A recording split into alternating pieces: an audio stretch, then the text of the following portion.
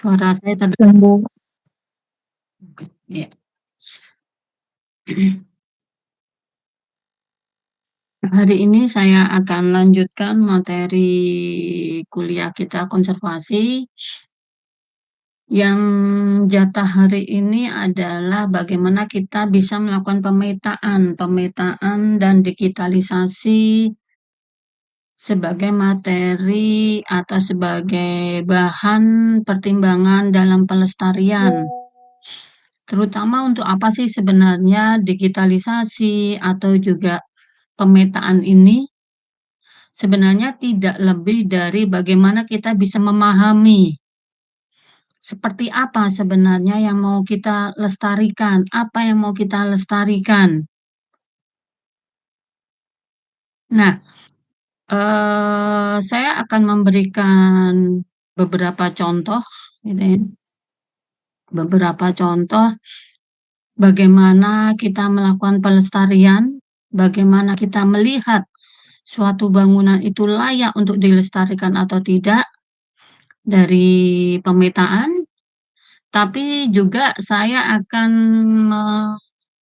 memberikan beberapa contoh atau cara bagaimana sih sebenarnya kita mencari berbagai sumber, karena sebenarnya yang terpenting dari pelestarian adalah bagaimana kita melihat bangunan-bangunan tersebut atau kawasan tersebut dari waktu ke waktu. Ini menjadi ujung tombak dari upaya pelestarian.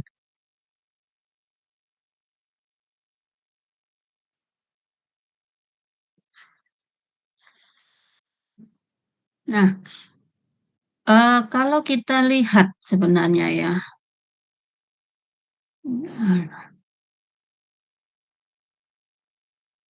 sebenarnya yang terpenting dari yang kita lihat dari suatu bangunan itu apa sih sebenarnya?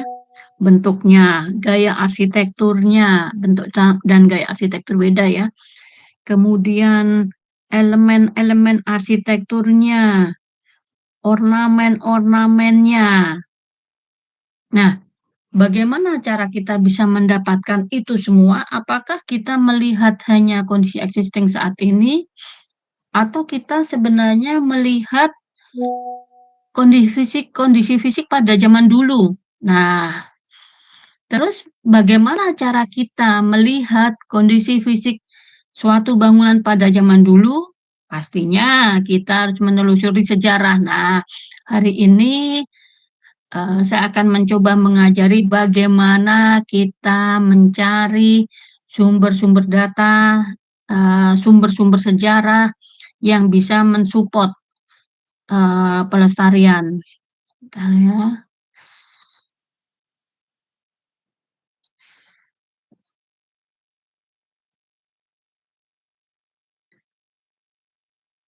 Di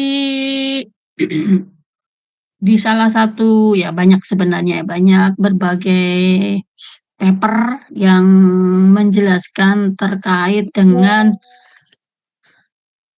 bagaimana kita mengidentifikasi suatu fisik bangunan sebagai kajian awal dari pelestarian atau sebagai kajian awal dari olah desain atau sebagai bagian awal dari atau sebagian awal dari pengukuran dan sebagainya. Nah,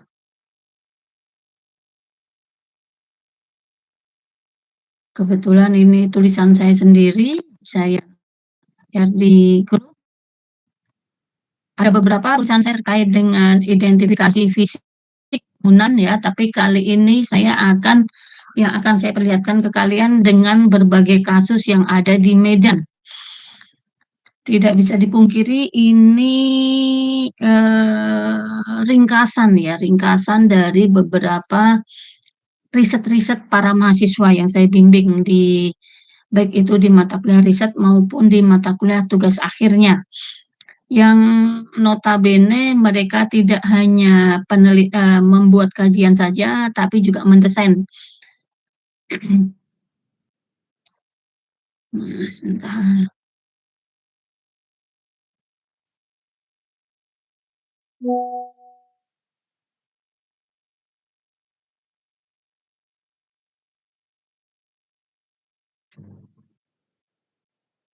Nah, saya akan share.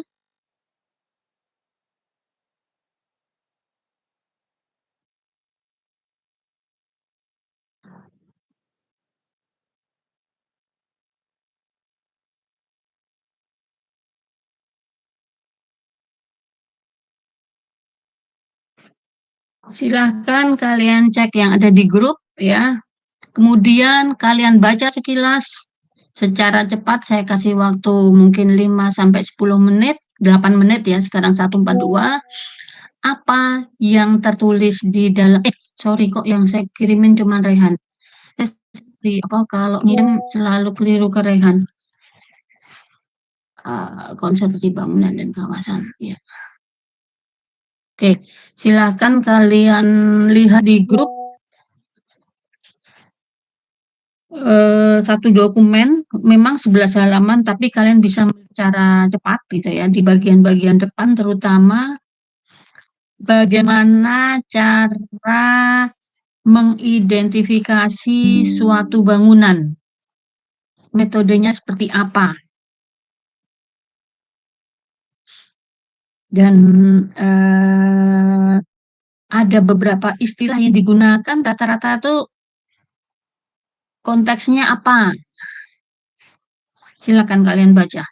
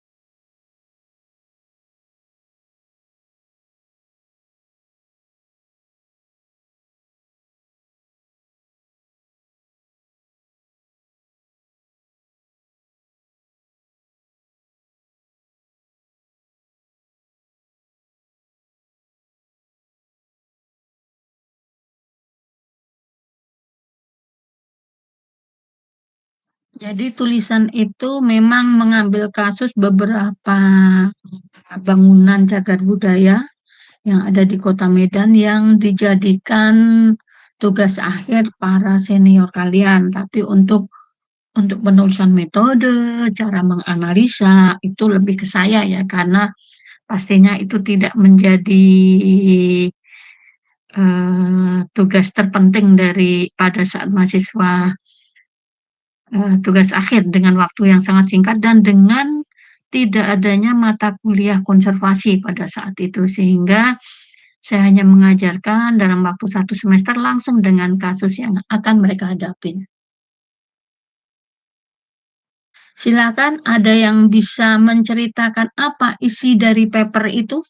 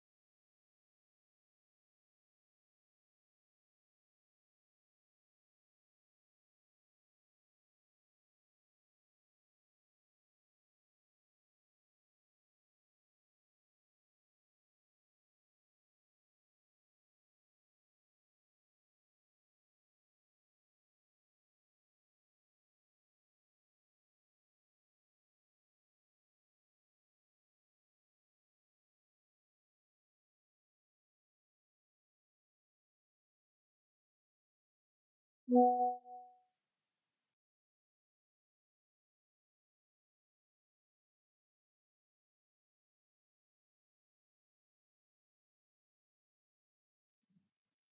silahkan. Muhammad Raihan Pasha, gimana? Saya Bu,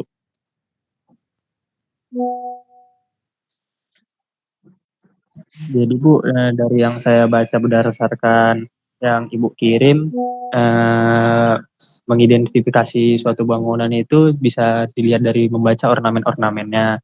Terus dari fisik bangunan itu kita bisa tahu juga periode-periode kapan dia dibangun. Contohnya saat kita pergi waktu itu, deretan Balai Kota Lama sama Bank BRI itu sama gayanya sama-sama arsitektur kolonial. Namun yang di sebelahnya lagi ada Bank Mandiri yang sama-sama kolonial, tetapi memiliki gaya arsitektur yang sedikit berbeda. Itu menandakan adanya perbedaan periodenya, Bu.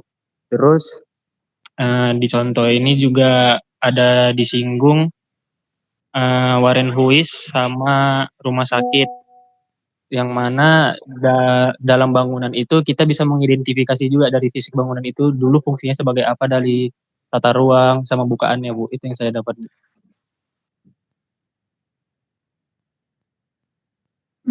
Oke. Gimana menurut Ubid? Menurut saya yang saya baca, untuk mengidentifikasi bangunan itu menggunakan metode evidence-based design dan metode post-occupation evaluation. Jadi yang pertama kita cari data sejarah melalui foto, peta, majalah, catatan, dan koran lama. Habis itu kita ukur dan dokumentasi fisik bangunan serta digambar ulang kondisi fisik yang ada. Setelah itu rekonstruksi fisik bangunan berdasarkan bentuk yang ada dengan membandingkan data sejarah yang ditemukan. Lalu menganalisa bentuk mengikuti bentuk luar dan tata ruang dalam bangunan beserta ornamen dan detail-detail berdasarkan dokumentasi yang sudah kita apin tadi. Selanjutnya baru kita menetapkan rekomendasi bentuk yang boleh dan tidak boleh dilakukan. Belajar. Oke. Gimana Joanna Patrick? Oh iya Bu, nah kalau dari yang saya baca, kalau dalam artikel jurnal tersebut ada dua metode yang digunakan yaitu evidence-based design sama post-occupation evaluation. Nah di mana tahapan-tahapannya itu ada tiga. Yang pertama itu menentukan arti penting dari bangunan, yang kedua itu pengukuran dan dokumentasi, serta yang terakhir itu adalah rekomendasi. Nah, jadi untuk yang bagian pertama yaitu identifikasi bisa dilakukan dengan melakukan pencarian data, pengukuran, ataupun analisis dari bentuk ataupun ruang-ruang tersebut. Nah, yang kedua itu adalah pengukuran. Jadi kita itu bisa dokumentasi fisik bangunan untuk menganalisis bentuk dan rekonstruksi dari bangunan tersebut. Dan yang terakhir itu adalah rekomendasi umum. Nah, ini meliputi penambahan fungsi baru, penyesuaian ruang dalam, dan penambahan bangunan di dalam tapak. Tapi kita perlu ingat bahwa kita harus menghargai nilai lama yang sudah melekat pada bangunan tersebut. Itu aja sih Bu. Terima kasih. Oke. Irham Edi.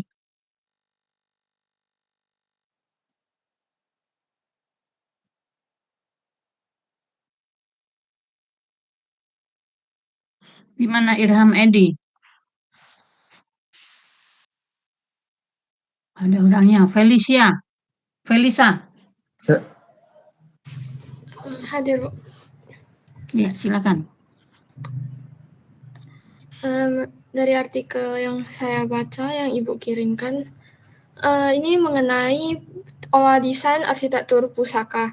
Jadi di sini dijelaskan tahap awal dari olah desain arsitektur pusaka tersebut, di mana menggunakan evidence-based design dan setelah itu dilakukan pendekatan post-occupation evaluation. Jadi pada awalnya itu seperti yang dalam studi kasus ini ada diambil Warren Huis, kemudian ada hospital tadi, kemudian satu lagi gedung RRI. Jadi pada awalnya mereka melakukan pengukuran kemudian melakukan identifikasi bangunan. Bangunan ini bergaya jenis apa? Tadi Baranhus bergaya, ada yang Art Deco tadi, kemudian ada yang tropikal.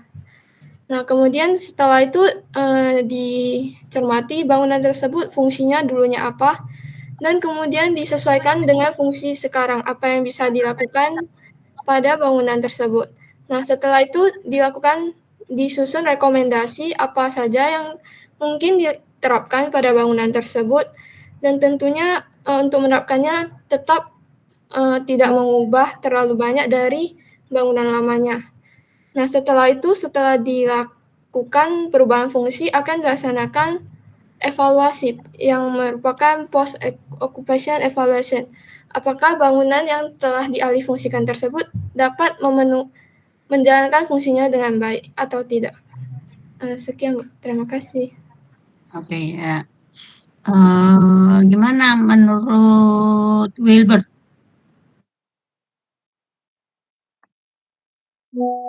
Iya Bu, menurut saya yang telah saya baca, makalah ini juga membahas penggunaan metode olah desain arsitektur tadi ODAP dan juga infill design inherited architecture IDHA. Terus ada bahas juga tentang adaptive reuse in heritage architecture pada 3 bangunan bersejarah di Kota Medan tadi. Kemudian di artikel juga membahas tentang metode-metode penelitian menggunakan pendekatan evidence-based design dan juga post-occupation evaluation dalam pengembangan desain. Kemudian juga ada rekomendasi-rekomendasi umum termasuk tadi ada penanaman fungsi baru untuk meningkatkan nilai ekonomi. Terus penelitian ini juga mengarah pada pengembangan desain yang juga dengan pendekatan EBD dan POE yang tadi. Yang saya tangkap begitu, Bu. Oke. Afif Zain. Saya, Bu. Jadi, Bu, hal yang mungkin belum dibahas dari teman-teman yang lain juga tadi, evidence based design ini itu juga terfokus kepada trial dan error, Bu, atau learning by doing, di mana dari desain awal ke desain seterusnya akan mengalami perubahan terus, Bu.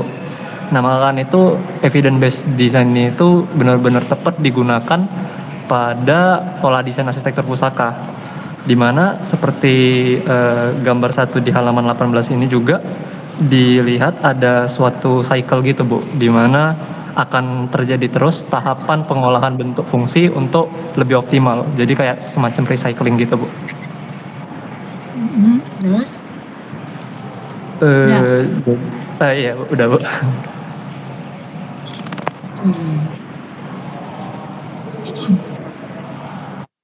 Udah.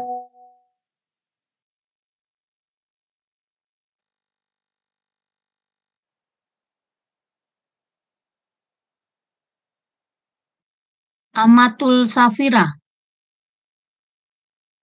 Ya, saya, Bu. Ya.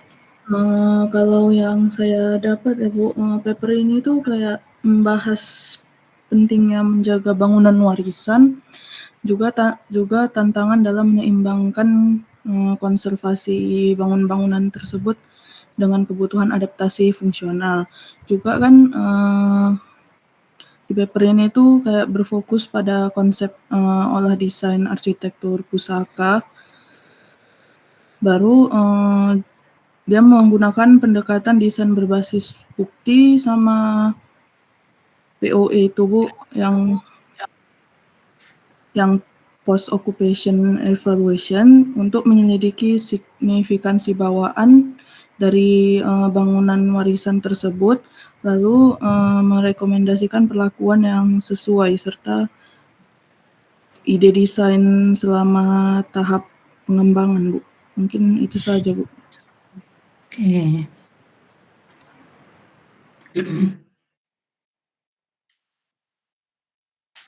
Sekarang saya akan memberi kalian alamat website. Silakan kalian cari di situ bersama-sama dengan saya.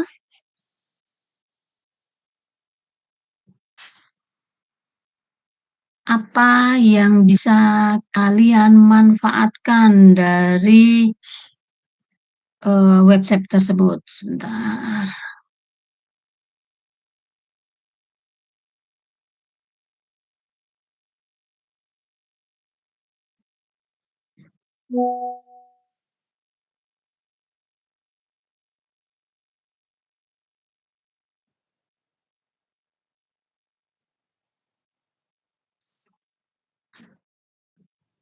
Saya share di lagi.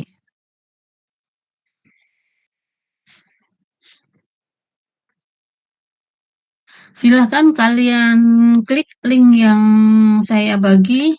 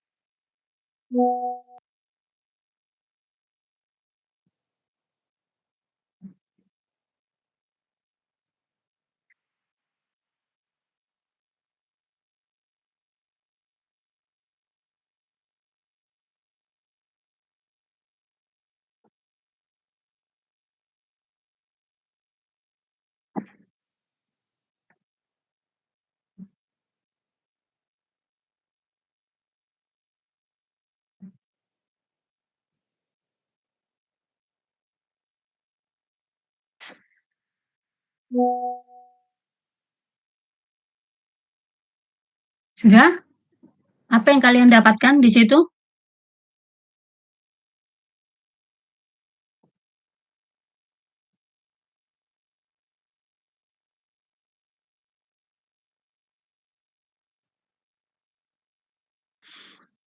Itu adalah web, kebetulan tadi sebelumnya sih saya keywordnya nggak selalu Medan ya, tapi kali ini memang yang saya kirimkan ke kalian dengan keyword Medan. Apa yang bisa kalian lihat dari website itu?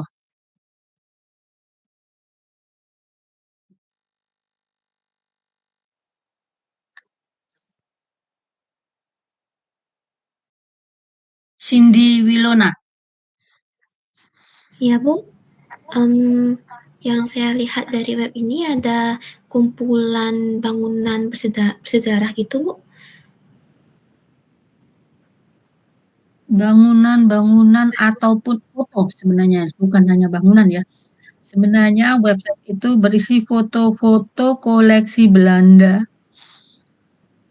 yang diarsipkan dan diberikan aksesnya pada kita-kita semua. Nah, itu salah satu alamat web yang bisa kita gunakan untuk mencari kondisi fisik bangunan pada masa lalu. Nah, sekarang saya persilahkan kalian, silahkan gunakan web itu dan cari bangunan yang kalian sukain ya, atau pilih bukan cari ya, pilih bangunan yang kalian sukain yang kalian temukan di situ dan ceritakan ke kita-kita apa yang menarik buat kalian.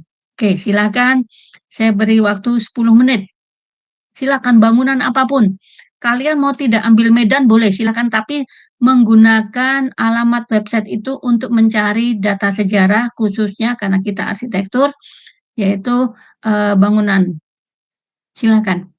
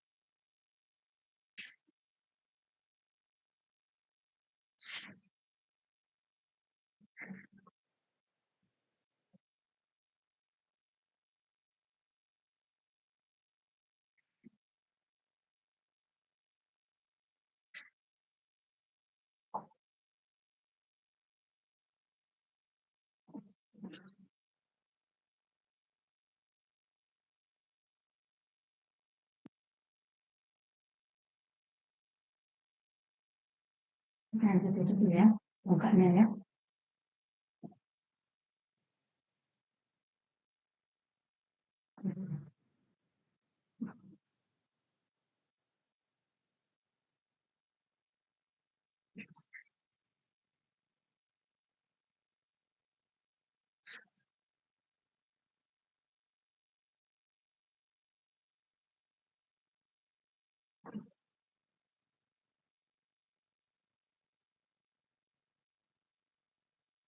Ada yang sudah menemukan?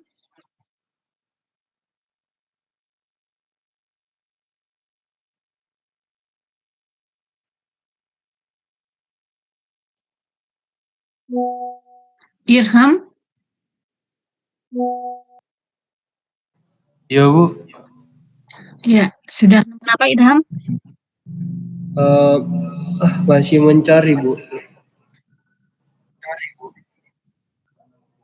Agak Ada yang ini sudah Bu, nemu?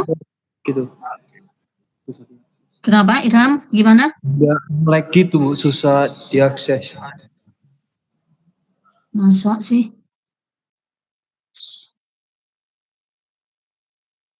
Siapa yang sudah nemu? Terserah bangunan apa aja.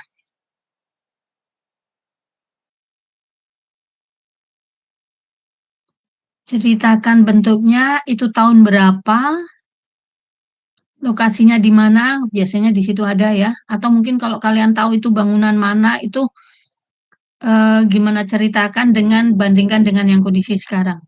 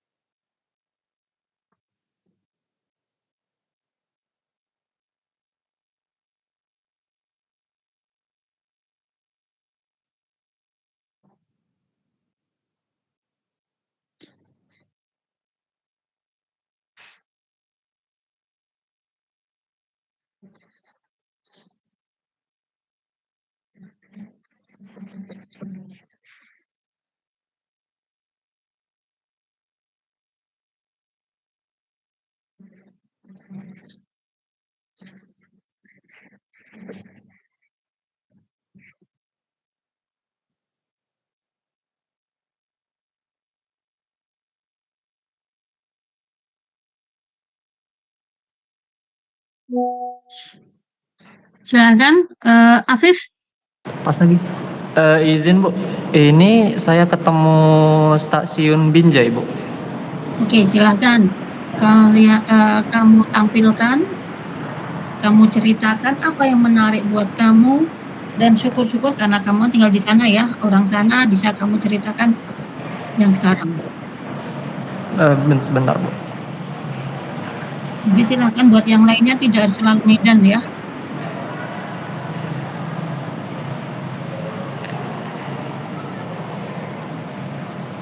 Waduh, kamu laki-laki wallpapernya kayak cewek. Apakah sudah nampak ini, Bu? Iya, oke. Jadi ini publikasinya itu pada tahun 1905, Ibu, 1905. Di sini yang membuat Mazaraki M. Jadi mungkin yang menarik dari saya sih, Bu, dari kondisinya dengan kondisi stasiun Binjai sekarang sih pastinya, Bu. Dimana di sini nampak lapangannya itu masih berupa lapangan hijau gitu, Bu. Jadi kayak tanah gitu. Sekarang kan udah perkerasan, Bu, dengan depan stasiunnya itu udah aspal jalan gitu kan, Bu. Dan ada pagar-pagarnya. Sekarang nggak ada di sini, Bu. Maksudnya dulu belum ada pagar-pagar gitu, Bu, di depan stasiunnya sendiri. Selain itu apa lagi? ada beberapa ornamen yang nggak ada, Bu. Kayak bagian atasan ini masih polos semua, Bu. Jadi belum ada ornamen-ornamen berwarna yang berbeda gitu, Bu. Kalau misalkan kita bandingkan dengan yang gambar sekarang kan dia stasiun Binjainya kayak gini, Bu. Jadi kayak ada ornamen warna abu-abunya, lebih modern aja gitu, Bu, feel-nya. Sama kayak yang saya bilang tadi, Bu, nih bagian tanahnya itu udah jadi perkerasan batu itu gitu, Bu. Oke, kalau dari sisi bentuknya sama? Bentuknya sih masih sama sih, Bu, untuk Ornamennya keseluruhannya. Secara umum Kalau sama ya? ornamennya masih sama, Bu. Lebih ke Untuk pewarnaan kayak yang tadi kamu bagian- ceritakan kan? Iya, Bu. Berarti bisa dikatakan tidak terjadi banyak perubahan pada bangunan stasiun Binjai ya? Benar, Ibu. Ya, kecuali di penggunaan ruang terbukanya di bagian depan. Oke. Ya, silakan yang lainnya.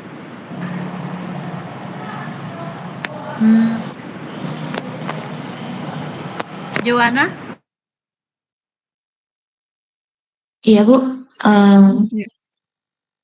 Saya izin share screen, Bu, sebelumnya. Iya, silakan.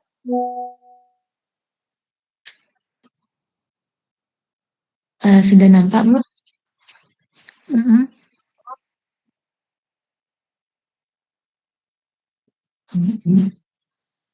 Oke. Kalau yang saya ini sebelumnya saya belum pernah menuju ke tempat ini, tapi karena saya cukup tertarik karena dia judulnya adalah Chinese Temple, katanya ada di Medan. Jadi saya searching, Bu, di Google tadi, dan ternyata ini adalah salah satu Chinese Temple ataupun vihara yang ada di kota di Labuhan Kota di sebelah utara Medan. Nah, jadi kalau misalnya kita lihat, tadi saya lupa, sorry, saya tadi lupa yang Afif. Itu akan menjadi, tadi Afif tapi pakai HP ya. Ini coba kamu geser ke bawah, scroll ke bawah. Jangan di stop. Ulangi lagi, Beatrix. Joanna Beatrix, silakan lagi. Nah, coba kamu scroll bawah, ada download, itu gambar download. Bukan itu, gambar download, bukan tulisan download loh. Nah, bukan di situ, di bawah. Nah, itu loh gambar rantai HA. Terus cari yang kamu klik, keluar apa aja? ini descriptive data. Original master, itu yang lumayan gede. Ya. Terus kamu download, udah klik aja, terus dia akan mendownload. Nah, nanti tunjukkan hasil downloadannya, lebih enak kita mengomentarinya. Ya, oke, Bu. Baik, Bu. Sebentar, Bu, dia sepertinya agak lama loadingnya, mungkin karena original. Oke, sembari dia mendownload, ceritakan lagi apa yang menarik buat kamu kelenteng ini? Kalau dari gambar yang baru saya searching di HP, kalau perbedaannya itu bangunan di sininya itu jadi hilang, Bu, dihilangkan. Sedangkan untuk bangunnya ini sendiri mungkin masih sama karena bedanya itu hanya foto yang sekarang itu udah berwarna dan di bagian depan sini dia tambahkan seperti Mungkin dulu pagoda, Bu. dia berwarna, tapi ini kan foto hitam Ya, putih ya. ya, ya, Bu. Hmm. Sepertinya itu aja sih, Bu. Kemudian di bagian ini kan sepertinya masih rumput ya, Bu. Banyak Nah, itu, kalau makanya saya suruh download karena harusnya banyak yang kayak tadi Afif ceritakan ada ornamennya, ada apanya. Nah, yang menarik masa tempel sekedar tempel kamu ngomentarinya gitu. Udah selesai belum itu downloadnya? belum, Bu. Masih sampai setengah. Masih sampai setengah. Apa sih yang ini di mana ini? Di Medannya di sebelah mana? Di sebelah utara, Bu. Labuhan Kota. Oh, oke oke oke oke. Oke. Berarti itu termasuk tempel awal ya itu ya. Iya, Bu. Salah satu yang tertua kalau dari Google. Ah, ya. Coba kamu buka tempelnya kondisi sekarang.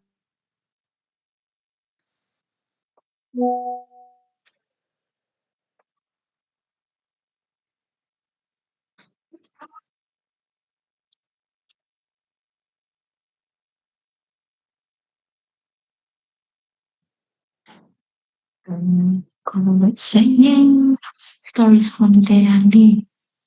Ini kayak kita lagi.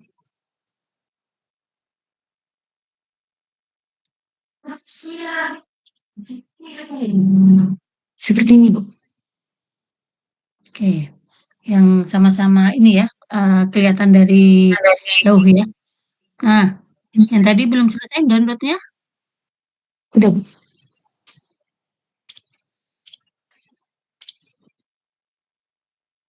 Udah. Nah, coba kamu perbesar. Kamu fullkan. Nah, coba kamu perbesar silakan ceritakan dulu.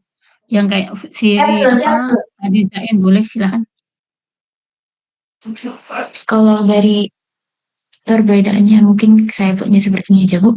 Nah, kalau dari Iya. perbedaannya itu bangunan yang pertama yang sudah tidak ada dari gambar ini adalah bangunan yang di sebelah kiri. Kemudian kalau di sekarang ini penambahan seperti pagoda mungkin untuk umat yang sembahyang sekarang di sebelah kanannya.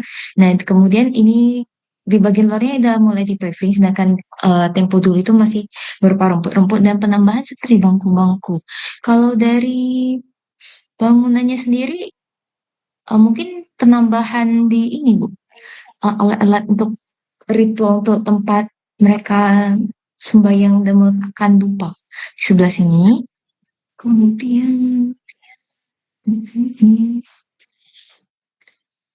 kemudian perubahan di ini, Bu, di pilar-pilarnya ini kalau di foto yang sekarang sudah ada tulisan-tulisan, sedangkan pada tempo lama belum ada. Dan ini penambahan ornamen seperti ini, Bu, yang di bawah genteng yang baru ditambahkan, sedangkan tempo dulu juga tidak ada. Menurut saya perubahannya kecil, Bu. Lebih ke penambahan-penambahan baru agar tempo atau Viera ini lebih menarik lagi bagi para umat yang berkunjung. Oke, ya boleh lah ya gitu ya. Walaupun mungkin kamu bisa juga bercerita bukan hanya perbedaan, tapi yang bagus banget dari gambar yang kamu temukan di lama itu apa gitu ya. Termasuk persamaan-persamaannya, dekorasinya, mungkin kamu juga bisa bercerita segala hal. Oke, Cindy.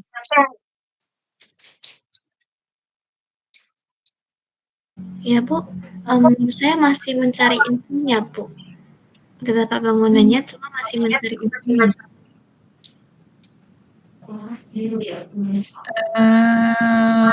Raihan Pasha. Saya, Bu.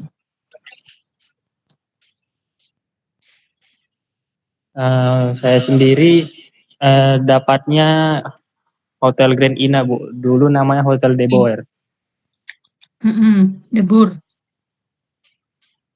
Sudah, Bu. Oke, coba.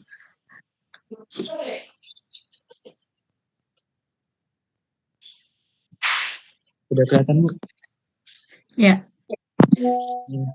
Kalau yang dulu itu ini saya dapat beberapa foto Grand Ina yang dulu, Bu. Ada 4 atau 3 tadi, Bu, saya dapat. Nah, kalau sekarang itu Grand Ina ada penambahan ada satu gedung baru, Bu, saya lihat, Bu. Tuh, yang lamanya sekarang di sebelah kanan agak kurang terperhatikan juga, Bu. Ditutup-tutup gitu, Bu. Terus? Itu aja sih, Bu. Saya lihat Grand Ina, Bu. Kalau perubahan ke Nah, dalam ke ya, dalamnya saya kurang tahu, Bu. kenapa kok kamu ngambil Grand Ina? Pertanyaan saya mungkin itu aja deh. Kenapa kok kamu ngambil Grand Ina? Kenapa kok nggak ngambil yang lainnya? Oh, tadi ada saya nyari satu lagi, Bu. Satu lagi saya tadi nyari Menara Sleko di Semarang, Bu. Menara Syahbandar buat perdagangan pengawas. Ini foto lamanya, Bu. Saya dapat tadi, Bu. Dari web yang Ibu kasih.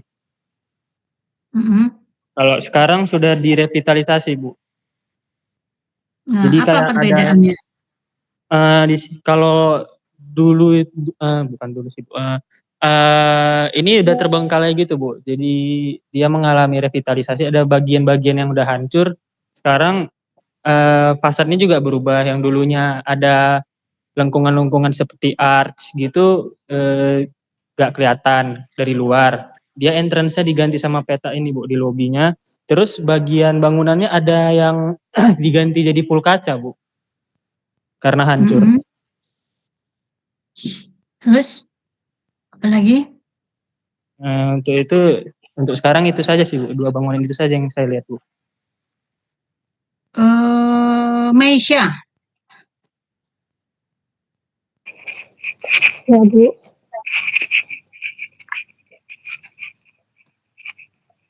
Apa? Izin question ya, Bu.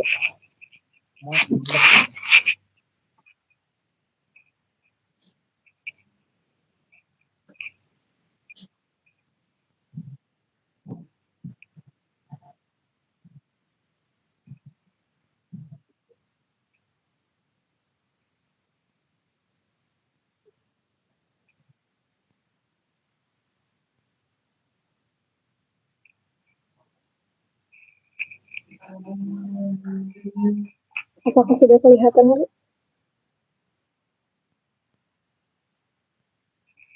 Berapa ini setnya?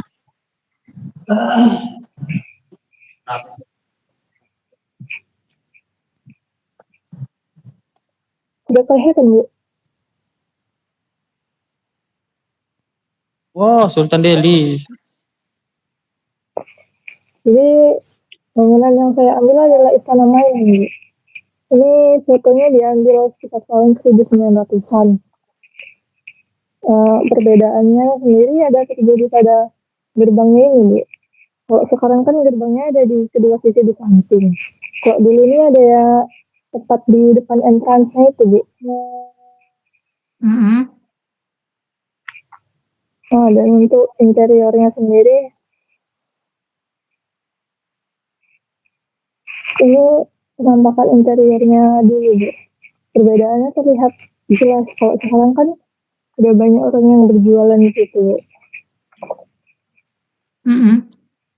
Yang menarik dari sini tuh sebenarnya dari interiornya sendiri nggak banyak yang berubah, Bu. Nggak penyusunan tempatnya aja yang berubah.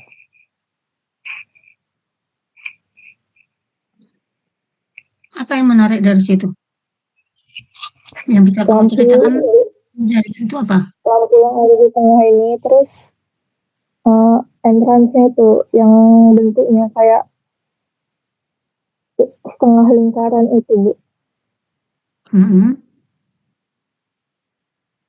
Lalu ada pada atapnya, situ terlihat banyak kayak lukisan-lukisannya gitu, corak-corak bunga-bunga gitu.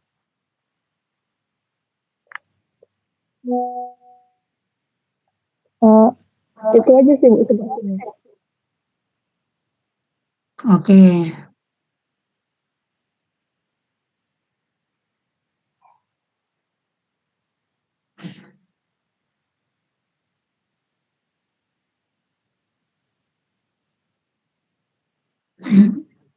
Siapa yang belum? Wilson.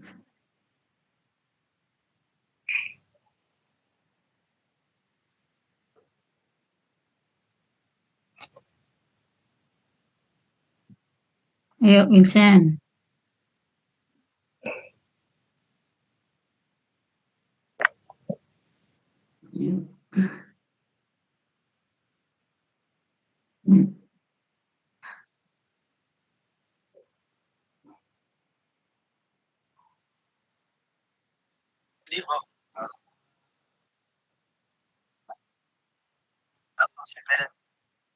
Hmm.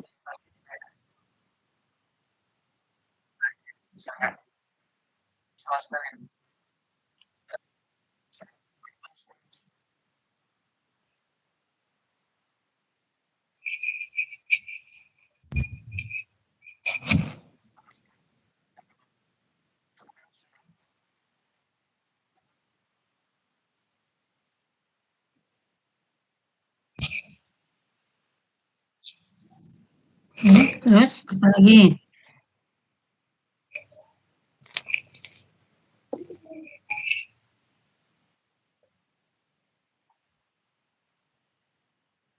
Kelihatan, perubahannya cukup signifikan berarti?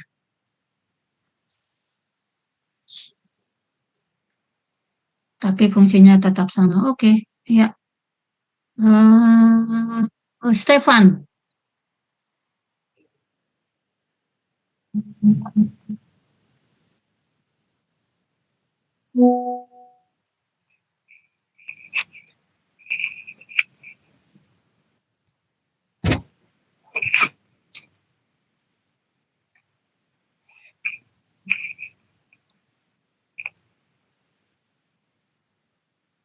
Ya, silakan Stefan.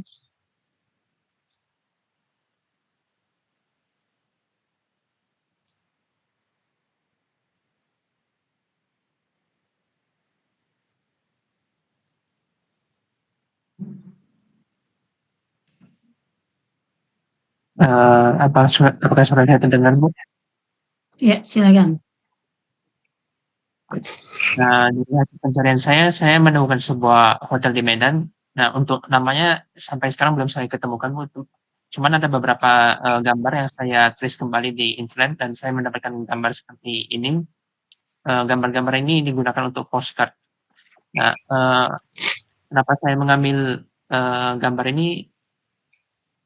Jujurnya dari saya browsing di sekitar website tadi, saya menemukan banyak sekali foto-foto yang banyak menggambarkan bangunan seperti dokumentasi perbudakan atau aktivitas lainnya. Nah, untuk bangunan ini saya rasa yang menarik itu adalah arsitektur kolonialnya. Maksudnya ada pengaruh arsitektur kolonial seperti dalam film ini atau dari gambar ini kita bisa melihat seperti bentuk-bentuk yang mulai modern.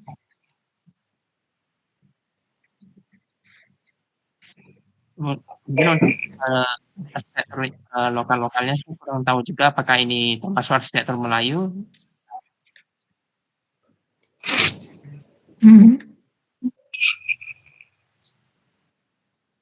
Cuman dan salah satu yang menarik perhatian itu adalah saya itu adalah jumlah jendela yang ada di depannya itu ada 5 jendela di depan, namun dari kiri atau kanannya itu terlihat seperti blinds atau penutup-penutup sederhana. Jadi apakah jendela itu digunakan untuk hiasan semata atau memang dalamnya tertutup? Saya kurang tahu juga. Hanya itu saja sih yang bisa saya ceritakan. Iya. Nah, dari yang kalian tampilkan tadi beberapa, kalian bisa melihat ya, kalian pernah mengakses link itu sebelumnya nggak? Siapa yang pernah mengakses link itu sebelumnya? Saya dari kemarin pernah mengaksesnya, Bu, cuman belum berhasil untuk menampilkan gambar-gambar, masih cuman peta doang. Oke. Kalau peta mungkin baru mau saya bilang ya, setelah ini kita akan beranjak ke peta, kita bisa ke Dutch Colonial Map sebenarnya ya. Nah, peta yang kamu tampilkan yang kamu dapatkan peta mana, Felicia? Untuk tampilannya, saya belum dapat, Bu. Dari kemarin saya mencoba untuk mencari map yang mungkin yang tadi Ibu katakan, cuman belum berhasil saya temukan. Jadi dari kemarin Oke. masih mengutak-ngatik website-nya. Oke. Nah, apa sih arti penting dari kita mendapatkan link-link itu? Pada tahun 2001 ya. Saya ingat sekali 2001 saya ngambil S2. bukan ding, 2001 tuh saya lulus ding, sorry. Tahun 2099 saya masuk, tahun 2000 pada saat saya ngambil S2 ada rekan kami S3, almarhum dari Padang ya, sudah meninggal, dari Universitas Bung Hatta, Pak Eko Alvarez, yang pada saat itu sedang mengambil S3, memaparkan rencana penelitian beliau dengan beberapa data-data yang dia tampilkan. Salah satunya adalah peta lama, foto-foto lama, arsip-arsip lama, dan sebagainya. Nah, ini sebenarnya yang menjadi ketakutan orang-orang pada tahun-tahun itu untuk mengambil penelitian berbau sejarah, apalagi berbau konservasi ya, dengan minimnya data yang kita dapatkan. Pada tahun 2000 hanya yang bisa ke Belanda yang bisa mendapatkan peta, foto, atau arsip-arsipnya. Nah, dan ini juga yang menjadi titik tolak saya tetap ingin bertahan walaupun itu sulit ya, walaupun itu sulit, tetap saya pengen penelitian tentang sejarah kota, yang akhirnya 2007 saya kembali lagi sekolah dan saya dapat pertanyaan dari para dosen-dosen saya, yang kebetulan dosennya sama gitu. Saya kebetulan 1, 2, 3 di kampus yang sama. Apakah kamu berani untuk mendapatkan data-data tersebut? Nah, apa yang saya jawab pada saat itu adalah insya Allah saya akan mencoba mencarinya. Kenapa? Pada saat zaman S2 kita hanya diberi waktu mengerjakan tesis itu 6 bulan. Ya bisa aja sih sebenarnya mundur ya, cuman secara teknis 6 bulan itu untuk mengerjakan tesis. Nah,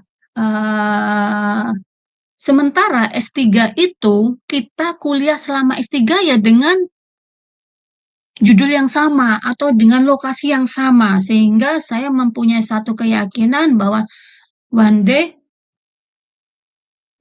akan bisa ke Belanda mendapatkan data-data tersebut. Pada tahun 2007 kita belum bisa mengakses bebas, masih sangat terbatas. Cuma pada saat itu kita sudah bisa membuka di web apa saja yang tersedia di Belanda. Kalau pada tahun 2000 kita benar-benar nggak bisa dapat itu. Kita benar-benar harus ke Belanda, di sana kita ke perpustakaan. Tapi di tahun 2007-2008 saya mencoba untuk mencari dulu di Indonesia. Sembari menunggu kapan rezeki itu akan muncul. Dan kebetulan 2009-10 saya ada penelitian terkait dengan di luar disertasi ya, terkait dengan sejarah tata ruang Merapi pada saat itu karena meletus. 2011 punya kesempatan ke Eropa dan disitulah saya akhirnya mengakses di perpustakaan setelah saya mendapatkan info-info awal dari website. Saya belum bisa pada saat itu bisa mendownload tapi sangat kecil. Makanya tadi siapa yang tadi saya suruh Joanna Betrick ya. Tadi saya minta ke original masternya. Zaman dulu masih di KB-nya apa tuh namanya? Di thumbnailnya ya namanya ya. Yang itu sangat kecil walaupun kecil tetap saya manfaatkan karena itu sangat berguna pada saat saya memilih di Belanda. Termasuk juga peta. Peta pada saat itu kita hanya modal bisa memviewerkan aja, tapi kita tidak bisa mendownload. Alhasil pada saat itu saya sampai Belanda membeli peta-petanya, walaupun ternyata itu sudah bisa pakai online ya, tapi tidak bisa diakses secara bebas. Kemudian juga berbagai arsip-arsip yang lainnya juga saya harus mempersiapkan dulu di Indonesia buku apa saja yang mau saya baca di sana atau saya copy. Begitu sampai sana saya tidak punya waktu yang sangat banyak. Saya di Belanda hanya beberapa hari, hanya 3-4 hari saya di Belanda dan saya harus membagi antara Amsterdam dan Leiden untuk cari berbagai data sehingga asal saya dapat, kebetulan saya penelitian Magelang ya, asal saya dapat keyword Magelang ada satu buku langsung saya minta petugasnya untuk fotokopi. Sampai pada saat itu ada satu peristiwa yang sangat lucu, si petugasnya kaget gitu. Begitu saya dapat buku, saya langsung minta kopi, begitu dapat buku saya minta kopi gitu. Nah, alhasil begitu saya pulang ke Indonesia, tas saya tambah satu yang besar dan isinya hanya data. Nah, itu saya sebenarnya bukan mau bercerita masalah Belandanya, saya pergi Belandanya enggak, tapi bagaimana pada saat itu etos kita mendapatkan data-data Indonesia yang disimpan di Belanda. Nah, sekarang kapan ya itu mulai tepatnya ya? Yang jelas saya sampai lulus 2013 itu tetap nggak bisa diakses secara bebas. Begitu saya mungkin di 2020, 2019, 20 mulai bisa di-download besar, mulai bisa diakses secara khusus dan sebagainya dan semakin ke sini semakin banyak data yang bisa kita cari tanpa kita harus ke Belanda. Ini salah satu keuntungan teman-teman para pelestari dan juga kalian para mahasiswa yang kuliah konservasi untuk bisa mengakses data sejarah secara mudah dan secara cepat. Nah,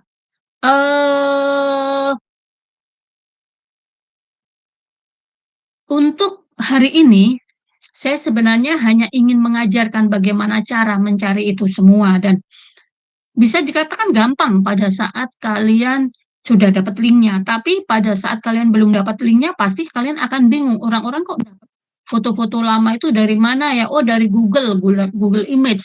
Oh dari orang yang nulis di Blogspot. Nah itu sebenarnya ilegal rata-rata ya, kecuali memang dia koleksi pribadi dan ada tulisannya gitu ya. Tapi secara umum mereka rata-rata kalau enggak ngambil dari KITLV, ngambil dari KIT, kalau enggak ngambil dari Delper, kalau enggak mereka ngambil dari Colonial Collection. Nah, sekarang saya akan kirim ke kalian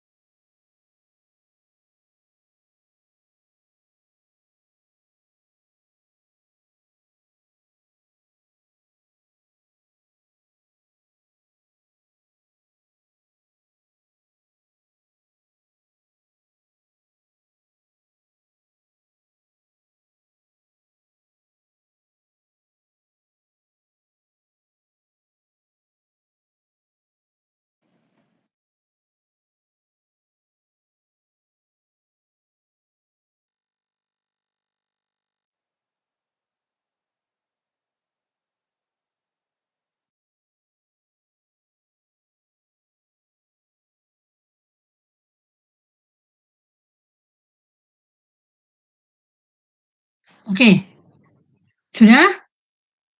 Kalian dapat apa? Tadi tak suruh nyari. Oh ini ada nanya Bu, udah selesai Bu. Tadi saya terlempar tadi, sorry. Saya mau apa namanya? Mau saya mau ngambil website, malah nutup nutup Google Meet kita. Silakan. Apa yang bisa kalian lihat dari website yang barusan saya kirim?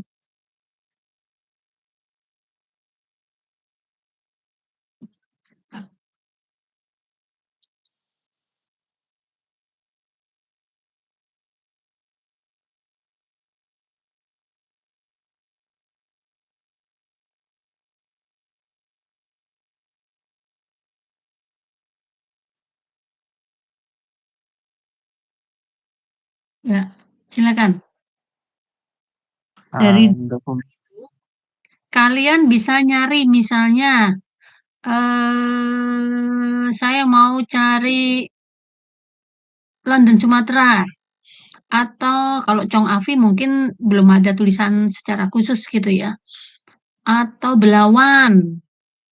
Nanti di situ akan ada arsip-arsipnya. Atau kalian mau mencari nama kakek kalian tapi ini ya leluhur kalian juga bisa di situ. Ada yang sudah membuka?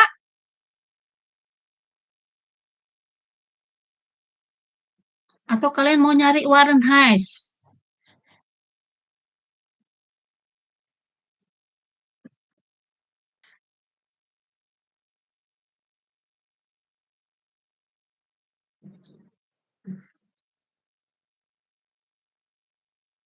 Oke, saya akan carikan contohnya ini misalnya.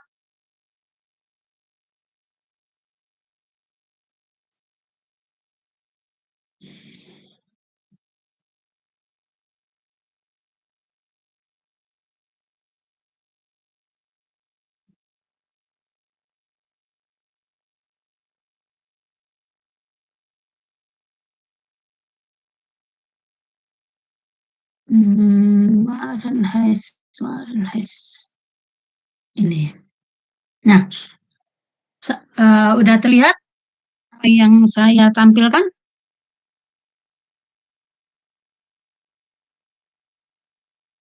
Sudah, Bu.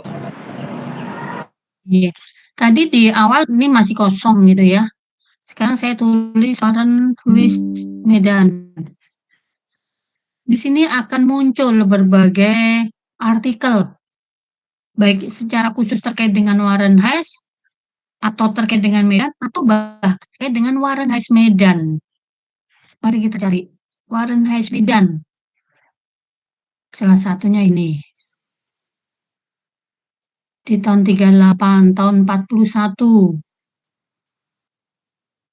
Kita harus cari, buka lagi. Kayak misalnya, saya mau buka di ini aja, Korto Golf. Ya, di sini dia bercerita sebenarnya lebih ke Warnes yang ada di Hindia Belanda. Yang ada di Hindia Belanda, sebentar, internet ini masih connect.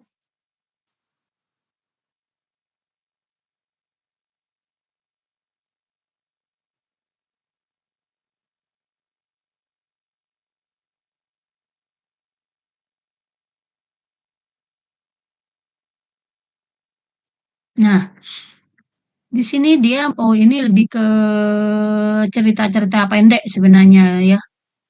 Saya akan coba cari yang lainnya. Atau Medan aja deh. Medan, stasiun aja. Kantor pos.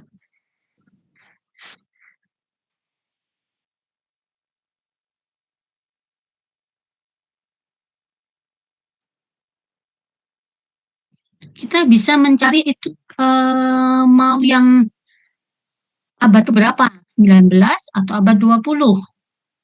Kita maunya yang apa namanya, iklan atau mau artikel atau family bridge ya, biasanya family bridge itu berita keluarga, kadang-kadang kayak berita duka, berita pernikahan, berita kelahiran, berita sakit dan sebagainya. Kita coba misalnya kantor pos yang abad ke-19. Nah, di sini kita lihat di 1890 dia bercerita tentang Lanrat atau tanah, dinas pertanahan di Kota Medan.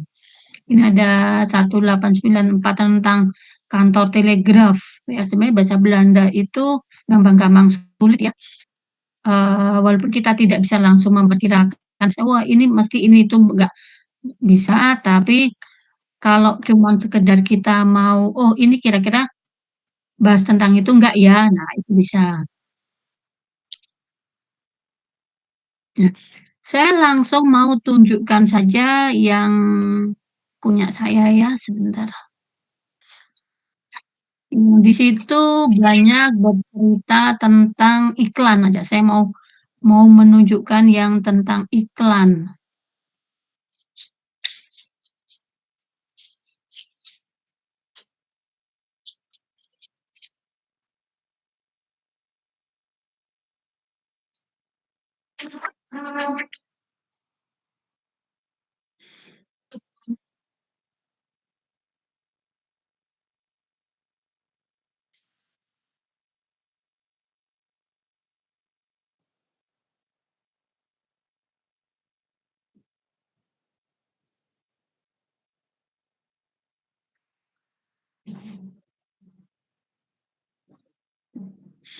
Bentar ya.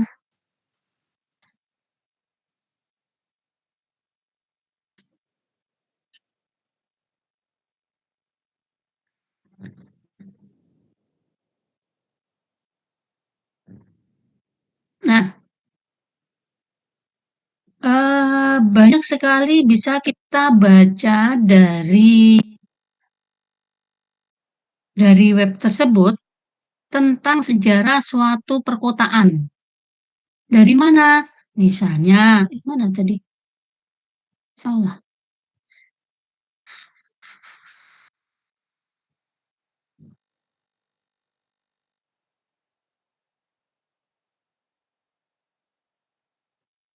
Nah,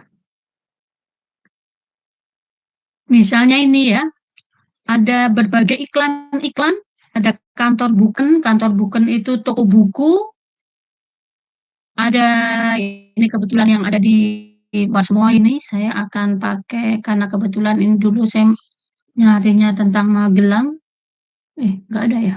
Nah, Magelang.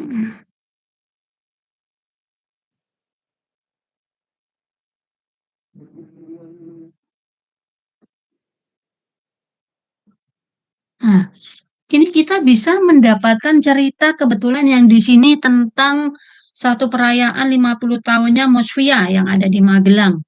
Nah, ini ada Keranggan Teater, ini yang ada di mana ini? Garbo Greta.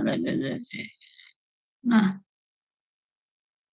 apa sih tujuan dari semua ini? Apa sih? Ngapain sih Bu kita mencari mencari berbagai arsip, kita mencari mencari foto-foto, kita mencari peta dan sebagainya. Untuk apa? Nah, kembali lagi ke yang tadi ada di paper saya untuk mengidentifikasi terutama kondisi fisik pada masa lalu ya, termasuk juga cerita-cerita yang ada pada saat itu ya, pada tahun berapa kalian mau cari, abad 19 atau abad 20 awal ya. Nah, itu yang bisa bisa dipakai, bisa ditelusuri dari catatan-catatan sejarah, dari berbagai website koleksi dari Belanda, termasuk yang di Indonesia dari ANRI ya. ANRI nanti kalian juga bisa cari di internet, ANRI Pusat. Nanti di situ kalian tinggal keluarkan keywordnya dan kalian akan dapat berbagai informasi walaupun tidak semua bangunan ada. Ya, itu yang bisa saya berikan hari ini. Kebetulan di sini sudah azan, tapi saya ingin kalian 1 jam ke depan mencari informasi dari ketiga website tadi. Silahkan pilih dan komentari apa yang kalian dapatkan. Kalau mudah ya kalian bisa menggunakan mencari peta atau foto, karena kalau yang barusan arsip pakai bahasa Belanda ya. Walaupun kalian sebenarnya juga bisa pakai Google Translate ya. Oke, silakan nanti kumpulkan jam 5 di WA group dalam format PDF. Oke, ada yang mau nanya?